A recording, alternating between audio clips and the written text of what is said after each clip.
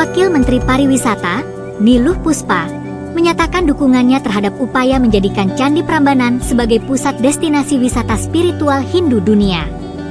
Hal ini disampaikan saat menerima audiensi tim kerja pemanfaatan Candi Prambanan, Jumat, 17 Januari 2025. Ketua tim kerja, Inyoman Aryawan Atmaja, memaparkan rencana pelaksanaan acara Malam Siwaratri pada 27 hingga 28 Januari 2025 yang meliputi diskusi spiritual, malam sastra, dan penyebutan 1008 nama siwa.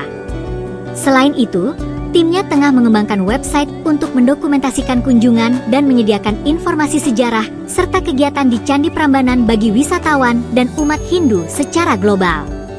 Ia juga meminta agar program spiritual di Prambanan dirancang berkelanjutan guna memperkuat citra candi ini di kancah internasional.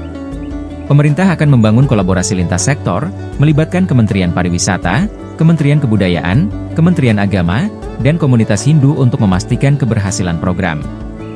Selain itu, Asisten Departemen Event, Nyoman Ayu Astiti, menegaskan kesiapan mendukung Prambanan sebagai lokasi event reguler untuk meningkatkan daya tarik wisata.